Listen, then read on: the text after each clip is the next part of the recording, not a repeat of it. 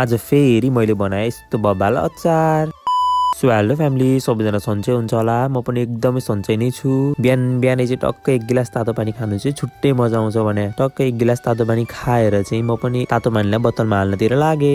अनि त्यस पछाडि चाहिँ अचार बना भन्दै हुन्थ्यो, टक्क म पनि अब अचार बनाउनुतिर लागे। सबैभन्दा सुरुमा त आलुलाई चाहिँ मजाले पखालेर टक्कसँगले कुकरमा हालेर चाहिँ पानी राखेर 1-2 चोटि मजाले पखाले। अनि त्यस पछाडि टक्क बिर्को लगाएर चाहिँ ग्यासमा टक्क राखिसके पछाडि आलु पनि उसिन्नलाई छोडिदिए। आलु पाकुन्जेलसम्म त अब अरू सामानहरूलाई पनि रेडी गर्नु पर्यो नि भन्दै चाहिँ म पनि अब मटरलाई पखाल्नतिर लागे।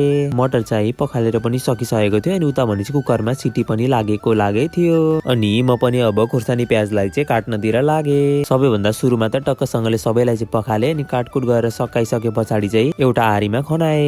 अनि त्यस पछाडि यसो हेरेको त आलु पनि पाकिसकेको रहेछ। टक्कसँगले चिसो पानी लगाएर चाहिँ अब म पनि आलु तास्नतिर लागे। भन्दै आलु तासेर पनि सकिसकेको थियो। अचारमा त अमिलो हाल्नै पर्यो नि, त्यही भएर चाहिँ टक्कसँगले एउटा सानो कागतीको टुक्रा लिएर चाहिँ सरर माथिबाट हालेर त्यस पछाडि धुलो खोर्सानी नुन लगाएर चाहिँ मोलमाल गरिसके पछाडि अचार पनि रेडी हुन आँटेको थियो। नि माथिबाट झान्नको लागि चाहिँ थोरै लसुनलाई टक्कसँगले काटे। अनि नि टक्कसँगले यो भाँडा बसाएर चाहिँ त्यसमा तेल लगाएर माथिबाट जिरा मेथी राखेर चाहिँ अघि काटेको लसुन र बेसार राखिसके पछाडि त रेडी भइसकेको थियो। नि त्यो सबैलाई चाहिँ टक्कसँगले अचारमा हालिसकेर थोरै धनिया राखिसके पछाडि त अचार पनि रेडी भइसकेको थियो।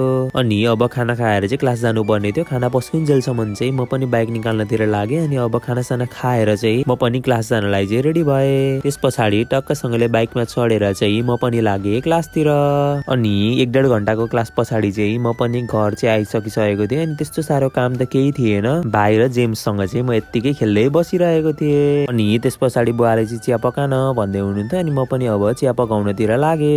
आज चाहिँ भिडियो हालेको पनि 35 दिन भइसकेको रहेछ। हिजो अस्ति भर्खरै भिडियो हाल्न थाले जस्तो लाग्छ। आज चाहिँ 35 दिन भइसक्यो भन्दाखेरि चाहिँ मलाई नै अचम्म लागिरहेछ। भने तपाईँहरूलाई चाहिँ मेरो भिडियो कस्तो लाग्छ र कस्तो कस्तो खालको भिडियो हाल्दा चाहिँ तपाईँहरूलाई पनि मजा आउँछ भन्ने कुरा चाहिँ कमेन्ट सेक्सनमा भन्नु होला। म त्यही कुराहरूलाई चाहिँ फलो गरेर भिडियो बनाउने छु। आजको दिन पनि यत्तिकै यता गर्दै सकियो। तपाईँहरूलाई मेरो भिडियो कस्तो लाग्यो कमेन्ट गर्न नबिर्सिनु होला। Thank you for watching.